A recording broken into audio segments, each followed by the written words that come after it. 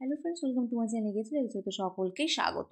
আর এক নজরে ভারতের ইতিহাসে আজ আমাদের তৃতীয় নম্বর ক্লাস নিয়ে চলে এসেছে, যেখানে আমরা আলোচনা করব বৌদ্ধ ধর্ম সম্পর্কে। তো বুদ্ধিজমের উপর যে সমস্ত ইম্পর্টেন্ট কোশ্চেনগুলো আছে প্রত্যেকটা নিয়ে আলোচনা করব, এবং মুখে যে পয়েন্টগুলো বলবো প্রত্যেকটা কিন্তু ইম্পর্টেন্ট। একটু মনোযোগ সহকারে শুনুন ভিডিওটা প্রথম থেকে শেষ পর্যন্ত। আর যদি চ্যানেলে নতুন হয়ে থাকেন, চ্যানেলকে অবশ্যই সাবস্ক্রাইব করে রাখুন। এটা পিডিএফ দিয়ে দেবো টেলিগ্রাম চ্যানেলে, যারা এখনও পর্যন্ত যুক্ত হয়নি যুক্ত হয়ে যান, লিঙ্ক ডিসক্রিপশন বক্সে দেওয়া আছে। আর এই সিরিজটা কিন্তু প্রত্যেকটা এক্সামের জন্য ভেরি ভেরি ইম্পর্টেন্ট, ডব্লিউবিসিএস থেকে শুরু করে ডব্লিউবিপি, কেপি, তাছাড়া 2025-এ কিন্তু আমাদের ক্লার্কশিপ মিসেলিনিয়াসের এক্সামও আছে, এবং রেলওয়ের যে সমস্ত এক্সাম, গ্রুপ ডি, এনটিপিসি, তাছাড়া এসএসসির প্রত্যেকটা এক্সাম, সিজিএল, এমটিএস, সিএসএল, প্রত্যেকটার জন্য কিন্তু সমান গুরুত্বপূর্ণ। তো চলুন দেখে নেব ফার্স্ট কোশ্চেন কী বলছে। তো এখানে ফার্স্ট কোশ্চেন কী বলছে, রানী মায়া দেবী বা আর এক নাম মহামায়া কোন বৃক্ষের নিচে গৌতম বুদ্ধকে জন্ম দিয়েছিলেন? অশ্বত্থ বৃক্ষ, অশোক বৃক্ষ, অশ্বত্থ বৃক্ষ, আম বৃক্ষ, শাল বৃক্ষ। এখানে সঠিক অ্যান্সার হয়ে যাবে কোনটি? 4 নম্বর অপশন, শাল বৃক্ষ। গৌতম বুদ্ধ নেপালের তরাই অঞ্চলের কপিলাবস্তু শহরের লুম্বিনী উদ্যান, ভেরি ভেরি ইম্পর্টেন্ট, লুম্বিনী, কোথায় জন্মগ্রহণ করেন? লুম্বিনী উদ্যানে। বৈশাখী পূর্ণিমার দিনে জন্মগ্রহণ করেন, এবং মাত্র 7 দিন পরে মহামায়ার মৃত্যু হয়। তার ফলে তিনি মাসি বা বিমাতা প্রজাপতি গৌতমীর কাছে পালিত হন, সেই কারণে তাকে বলা হয় গৌতম। আর এক নাম কি? গৌতম। তো এখানে সঠিক অ্যান্সার কোনটা হয়ে যাবে? শাল বৃক্ষ। তো এখানে মায়ের নাম তো জেনেই যাচ্ছি, তো পিতার নাম একবার বলে দিই, শুদ্ধোধন, মনে রাখবেন। চলে যাব নেক্সট বা পরবর্তী কোশ্চেনে। কী বলছে দেখে নেব। নিম্নলিখিত কোনটি ভগবান বুদ্ধের চতুর্জাম সত্যের অন্তর্গত নয়? 4টি সত্য, মহৎ সত্য, যেটাকে আর্য সত্য বলা হয়, সে 4টি সত্য কী কী? জগৎ দুঃখময়, কামনা বাসনা তৃষ্ণা আসক্তি হলো দুঃখের কারণ, দুঃখের কারণগুলো ধ্বংস করে দুঃখের হাত থেকে নিষ্কৃতি পাওয়া যায়। এই কারণগুলি ধ্বংসের উপায়ও আছে, যেমন অষ্টাঙ্গিক মার্গ, অর্থাৎ 8টি নির্মাণ লাভের কথা বলেছে। কি কি? সৎ বাক্য, সৎ কর্ম, সৎ সংকলন, সৎ জীবন, সৎ চেষ্টা, সৎ স্মৃতি, সাম্যক দৃষ্টি এবং সাম্যক সমাধি। তাহলে এখানে কোনটি অন্তর্গত নয়? পৃথিবী দুঃখের আবাস স্থল, এটা আমরা ফার্স্টেই দেখলাম, ইহা জগৎ দুঃখময়। বাসনা হচ্ছে কষ্টের কারণ। সেকেন্ড কি দেখলাম? কামনা বাসনা তৃষ্ণা আসক্তি হচ্ছে দুঃখের কারণ, তাহলে এটাই অন্তর্গত। যদি বাসনা মোচন না হয় তবে দুঃখ এড়ানো যায়, এটা কিন্তু অন্তর্গত নয়। মোচন হলে তবেই দুঃখ এড়ানো যায়, যার জন্য কিন্তু আমাদের অষ্টাঙ্গিক মার্গ, অর্থাৎ অষ্টাঙ্গিক মার্গ অনুসরণ করা যেতে পারে দুঃখের কারণগুলো এড়ানোর জন্য। তাহলে এখানে সঠিক অ্যান্সার কোনটা হয়ে যাবে? 3 নম্বর অপশন কিন্তু এখানে রাইট অ্যান্সার হবে। চলে যাবো পরবর্তী কোশ্চেনে, দেখে নেব কি বলছে। বৈশালীতে দ্বিতীয় বৌদ্ধ পরিষদ ড্যাশ দ্বারা সংগঠিত হয়েছে।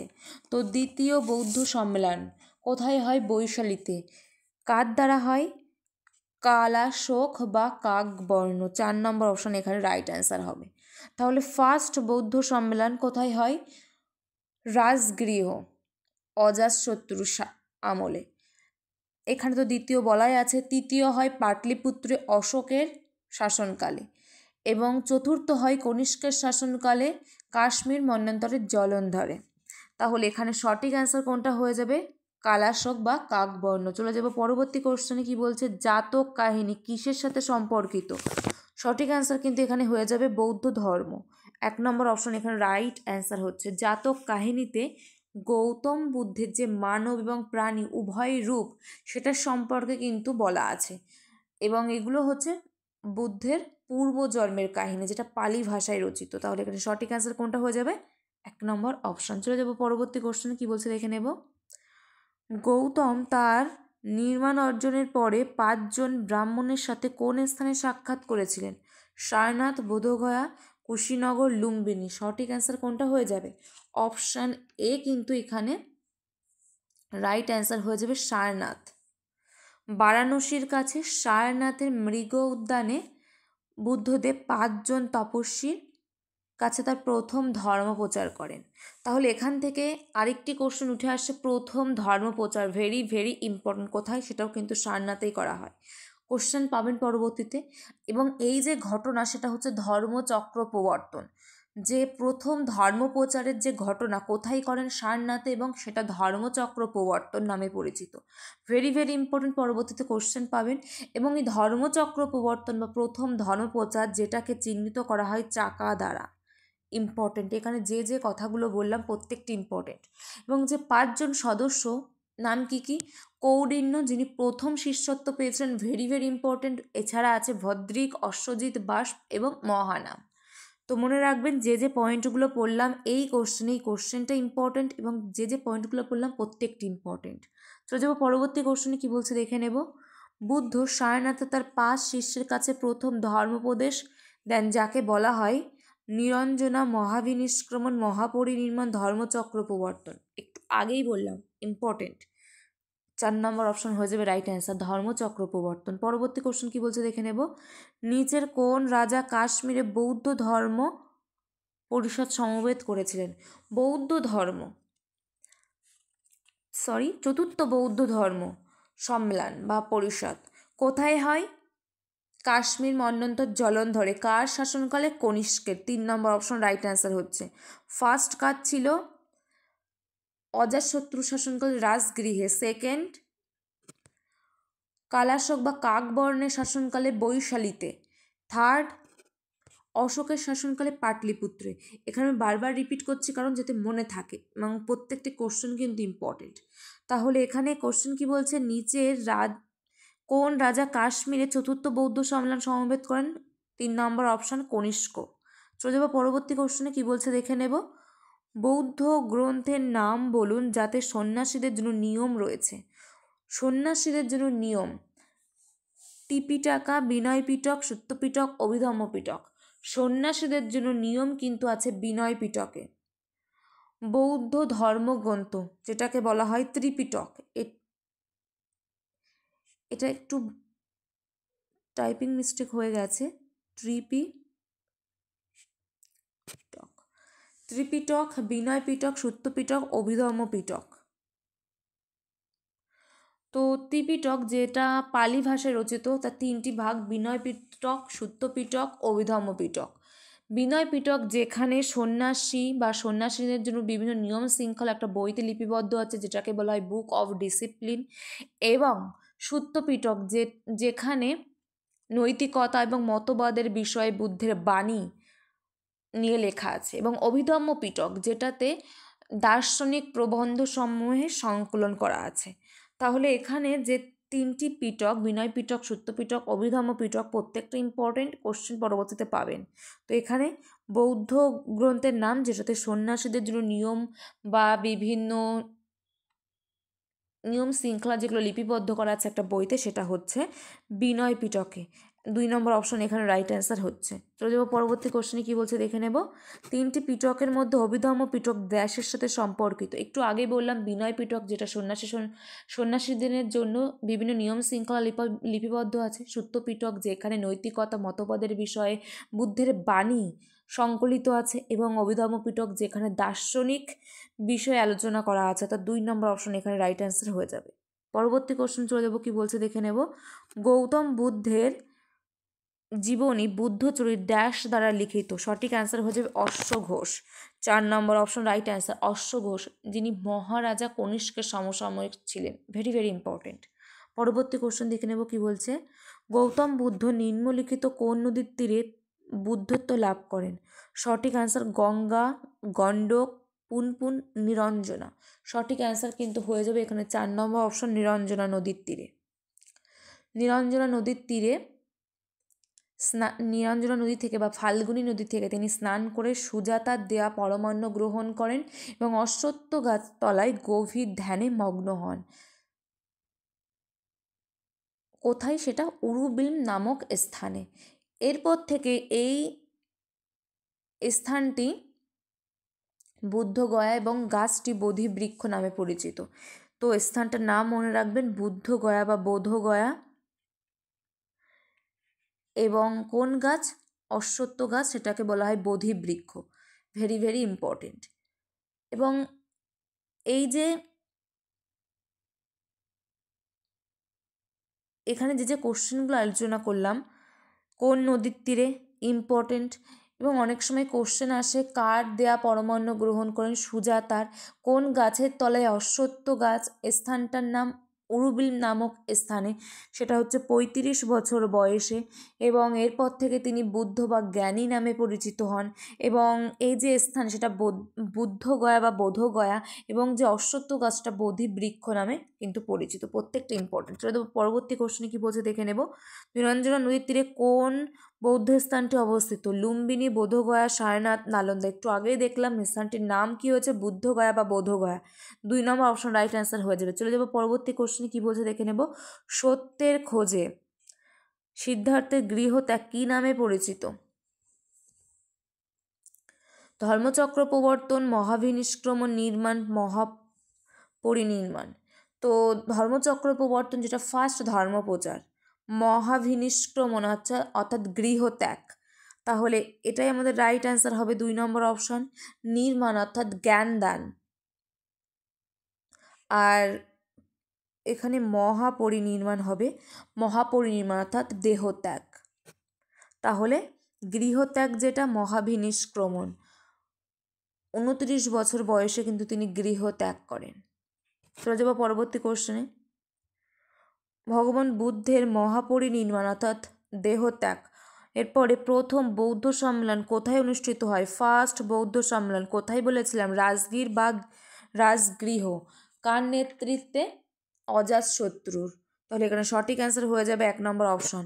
সেকেন্ড বলেছিলাম বৈশালীতে কালাশোক বা কাকবর্ণের শাসনকালে আর পাটলিপুত্র তৃতীয় অশোকের আমলে, এবং কাশ্মীর বা জলন্ধর চতুর্থ কনিষ্কের শাসনকালে। চলে যাবো পরবর্তী কোশ্চেনে কি বলছে দেখে নেব।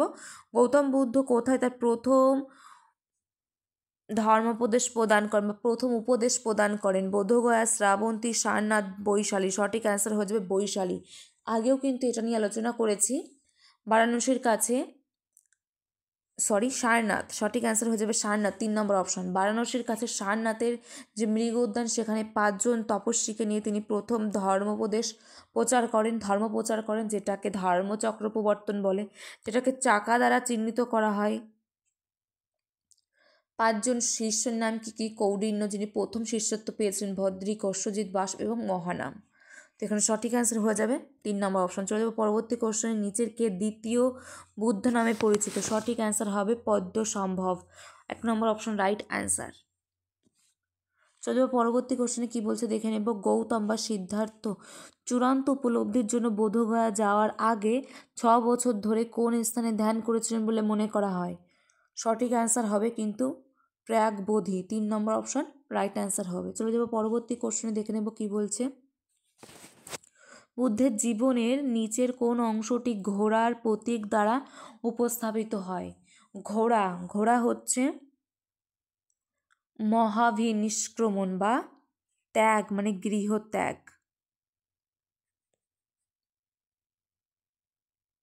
সঠিক অ্যান্সার হয়ে যাবে 4 নম্বর অপশান ঘোড়া। তো একবার বলবো, জন্ম যেটা চিহ্নিত করা হয় পদ্ম এবং ষাঁড় বা গাভী দ্বারা, ইম্পর্টেন্ট, পরবর্তীতে কোশ্চেন দেখতে পাবেন। মহাভিনিষ্ক্রমণ অর্থাৎ আমরা একটু আগেই দেখলাম গৃহত্যাগ, যেটাকে বলা হয় ঘোড়া দ্বারা চিহ্নিত করা হয়। নির্মাণ অর্থাৎ জ্ঞান লাভ, যেটাকে বোধিবৃক্ষ দ্বারা চিহ্নিত করা হয়। প্রথম ধর্মোপদেশ, যেটাকে চাকা বা ধর্মচক্র দ্বারা চিহ্নিত করা হয়। মহাপরিনির্মাণ অর্থাৎ মৃত্যু বা দেহত্যাগ, যেটাকে স্তূপ দ্বারা চিহ্নিত করা হয়। প্রত্যেকটা কিন্তু ইম্পর্টেন্ট। চলে যাবো পরবর্তী কোশ্চেনে দেখে নেব কি বলছে। বৌদ্ধ ধর্মের ভিত্তি হলো ড্যাশ মহৎ সত্য এবং ড্যাশ অষ্টাঙ্গিক মার্গ। 4টি মহৎ সত্য এবং 8টি আঙ্গিক মার্গ, একটু ভুল বললাম, ড্যাশ আঙ্গিক মার্গ। 8টি আঙ্গিক মার্গ অর্থাৎ অষ্টাঙ্গিক মার্গ এবং 4টি সত্য, আর্য সত্য, যেটাকে মহৎ 4টি সত্য বলা হয়। তো এর আগেও বলেছি, এখানে আরেকবার রিপিট করছি, যেগুলো হচ্ছে জগৎ দুঃখময়, কামনা, বাসনা, আসক্তি, তৃষ্ণা, এগুলি হচ্ছে দুঃখের কারণ। দুঃখের কারণগুলি ধ্বংস করে দুঃখের হাত থেকে নিষ্কৃতি পাওয়া যায়। এই কারণগুলি ধ্বংসের উপায়ও কিন্তু আছে, সেটা হচ্ছে অষ্টাঙ্গিক মার্গ। কী কী? সৎ বাক্য, সৎ কর্ম, সৎ সংকলন, সৎ জীবন, সৎ চেষ্টা, সৎ স্মৃতি, সাম্যক দৃষ্টি আর সাম্যক সমাধি। চলে যাবো পরবর্তী কোশ্চেনে, কি বলছে দেখে নেব। বুদ্ধ তার মহাপরিনির্মাণের আগে, মহাপরিনির্মাণ অর্থাৎ মৃত্যু বা দেহত্যাগ, উপদেশ কোথায় দিয়েছিলেন? সঠিক অ্যান্সার হয়ে যাবে কুশীনগর। কারণ তিনি দেহত্যাগ করেন কোথায়? উত্তরপ্রদেশের গোরক্ষপুর জেলার কুশীনগরে 80 বছর বয়সে। এই ঘটনা মহাপরিনির্মাণ নামে পরিচিত। চলে যাবো পরবর্তী কোশ্চেনে, কি বলছে দেখে নেব। নিচের কোন বৌদ্ধ সাহিত্যে নৈতিকতা মতবাদের বিষয়ে বুদ্ধের উপদেশ রয়েছে? নৈতিকতা মতবাদ সূত্রপিটক, 4 নম্বর অপশন রাইট অ্যান্সার। কারণ আমরা দেখেছি বিনয় পিটক যেখানে সন্ন্যাসীদের বিভিন্ন নিয়ম শৃঙ্খলা লিপিবদ্ধ আছে, এবং অভিধম্ম পিটক যেটাতে দার্শনিক যে ধারণা সেগুলোর ব্যাখ্যা করা আছে। আর নৈতিকতার মতবাদের বিষয়ে বুদ্ধের যে বাণী সেটা হচ্ছে সূত্রপিটকে বলা আছে। পরবর্তী কোশ্চেন, চৈত্য বিহার কোন ধর্মের ভিক্ষুদের জন্য নির্মিত? সঠিক অ্যান্সার হয়ে যাবে বৌদ্ধ ধর্ম, 3 নম্বর অপশন রাইট অ্যান্সার। পরবর্তী কোশ্চেন কি বলছে দেখে নেব। প্রাচীনতম বৌদ্ধ গ্রন্থগুলি কোন ভাষায় লেখা? সঠিক অ্যান্সার হয়ে যাবে 3 নম্বর অপশন পালি ভাষা। প্রথম বৌদ্ধ পরিষদের পৃষ্ঠপোষকতা ছিল বলে জানা যায়। সঠিক অ্যান্সার কোনটা হবে? অজাতশত্রু, 3 নম্বর অপশন রাইট অ্যান্সার। কারণ কোথায় হয় এটা? অজাতশত্রুর শাসনকালে রাজগৃহেতে। এর আগে অনেকবার বলেছি, এখানে রিপিট করছি না। চলে যাবো পরবর্তী কোশ্চেনে, দেখে নেব কি বলছে। বৌদ্ধ স্থাপত্য নিদর্শনগুলি প্রার্থনা কক্ষগুলি ড্যাশ নামেও পরিচিত ছিল। তো ড্যাশ নামেও পরিচিত ছিল। সঠিক অ্যান্সার হবে চৈত্যগৃহ, 2 নম্বর অপশন রাইট অ্যান্সার। বৌদ্ধ স্থাপত্য নিদর্শনগুলি প্রার্থনা কক্ষ চৈত্যগৃহ নামে পরিচিত। চলে যাবো পরবর্তী কোশ্চেনে। সিংহ মূর্তি বুদ্ধের কোন ঐতিহাসিক ঘটনাকে স্মরণ করার জন্য নির্মিত হয়েছে? প্রথম ধর্মোপদেশ। এটা সিংহ মূর্তি অর্থাৎ চাকা বা ধর্মচক্র দ্বারা কিন্তু স্মরণ করা হয় প্রথম ধর্মোপদেশ। চলে যাবো পরবর্তী কোশ্চেন, দেখে নেব কি বলছে। বৌদ্ধ ধর্মের ত্রিরত্নের অর্থ কি? বুদ্ধ, ধর্ম আর সঙ্ঘ, 2 নম্বর অপশন রাইট অ্যান্সার হবে। কারণ বুদ্ধ বলতে এখানে বোঝায় জ্ঞান, ধর্ম বলতে বোঝায় মঠ, এবং ধর্ম বলতে বোঝায় মত, এবং সঙ্ঘ বলতে বোঝায় মঠ। চলে যাবো পরবর্তী কোশ্চেনে। হিন্দু ক্যালেন্ডার অনুসারে বুদ্ধ পূর্ণিমা কোন মাসের পূর্ণিমা তিথিতে পড়ে? বলেছিলাম বৈশাখী পূর্ণিমার দিনে জন্মগ্রহণ করেছে, অর্থাৎ বৈশাখ মাস, 3 নম্বর অপশন রাইট অ্যান্সার হবে। পরবর্তী কোশ্চেন কি বলছে। নিচের কোনটি বৌদ্ধ ধর্মের পবিত্র এনফোল্ড পাথ অর্থাৎ অষ্টাঙ্গিক মার্গের অন্তর্ভুক্ত? সাম্যক দৃষ্টি। কারণ অষ্টাঙ্গিক মার্গের মধ্যে কি কি পড়ে?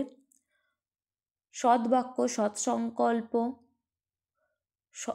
সৎবাক্য, সৎকর্ম, সৎ সংকলন, সৎ জীবন, সৎ চেষ্টা, সৎ স্মৃতি, সাম্যক দৃষ্টি, সাম্যক সমাধি। তাহলে 2 নম্বর অপশন রাইট অ্যান্সার হচ্ছে। পরবর্তী কোশ্চেন কি বলছে। তো এখানে চিহ্নগুলো দেয়া আছে। জন্ম, যেটাকে আমরা বলেছি পদ্ম এবং ষাঁড় বা গাভী দ্বারা চিহ্নিত করা হয়, অর্থাৎ এর হয়ে যাবে 3। অপশন 4 এবং অপশন 1 বাদ চলে যাচ্ছে। জ্ঞান লাভ, যেটাকে বলা হয় নির্মাণ, যেটা বোধি বৃক্ষ অর্থাৎ বোধি গাছ, তার মানে বিয়ের 1 অর্থাৎ অপশন 2 এখানে রাইট অ্যান্সার হচ্ছে। চলে যাবো পরবর্তী কোশ্চেন, দেখে নেব কি বলছে। বলে দেবো ধর্মোপদেশ, যেটা চাকা বা ধর্মচক্র, আর মৃত্যু বা মহাপরিনির্মাণ স্তূপ। পরবর্তী কোশ্চেন কি বলছে। নিচের কোন স্থানটি গৌতম বুদ্ধের জন্মের সাথে জড়িত? লুম্বিনী। কারণ লুম্বিনী উদ্যানে তিনি জন্মগ্রহণ করেন, যেটা কপিলাবস্তু শহরে নেপালের তরাই অঞ্চলে অবস্থিত, বৈশাখী পূর্ণিমার দিনে, ইম্পর্টেন্ট। এবং জন্ম, যেটাকে পদ্ম এবং ষাঁড় বা গাভী দ্বারা চিহ্নিত করা হয়। দ্বিতীয় বৌদ্ধ পরিষদ কোথায় এবং কবে অনুষ্ঠিত হয়? দ্বিতীয় বৌদ্ধ পরিষদ 383 খ্রিস্টপূর্বাব্দে বৈশালীতে কালাশক বা কাকবনের নেতৃত্বে হয়। প্রথম বৌদ্ধ সম্মেলন, যেটা 483 খ্রিস্টপূর্বাব্দে হয়, এবং তৃতীয় বৌদ্ধ সম্মেলন, যেটা 250 BC অর্থাৎ খ্রিস্টপূর্বাব্দে হয়। চতুর্থটা 78 খ্রিস্টাব্দে হয়। তো চলে যাবো পরবর্তী কোশ্চেনে, দেখে নেব কি বলছে। কোন বৌদ্ধ ধর্মগ্রন্থ 16টি মহাজন পথ সম্পর্কে বর্ণনা করে? সঠিক অ্যান্সার হয়ে যাবে 3 নম্বর অপশান, অঙ্গুত্তর নিকায় 16টি মহাজন পথ সম্পর্কে বর্ণনা করে। পরবর্তী কোশ্চেন। তো এটাই আমাদের লাস্ট কোশ্চেন ছিল আজকের, যেগুলো নিয়ে পরপর আলোচনা করে দিলাম। তো এটা আমাদের বুদ্ধিজম বা বৌদ্ধ ধর্ম নিয়ে যে কোশ্চেনগুলো ইম্পর্টেন্ট বা যেগুলো মুখে বললাম সে পয়েন্টগুলো কিন্তু প্রত্যেকটি ইম্পর্টেন্ট। এর বাইরে কিন্তু কোনো কোশ্চেন আপনারা এক্সাম হলে দেখতে পাবেন না। তো চলুন এখানেই শেষ করছি। নেক্সট আমরা জৈন ধর্ম বা জৈনিজম নিয়ে আলোচনা করব। তো যদি আমাদের চ্যানেলকে নতুন হয়ে থাকেন, চ্যানেলকে অবশ্যই সাবস্ক্রাইব করে রাখুন, আর চ্যানেলে নতুন হলে চ্যানেলকে সাবস্ক্রাইব করে রাখুন, আর ভালো লাগলে লাইক কমেন্ট শেয়ার। তো চলুন এখানেই শেষ করছি। Thank you, good bye.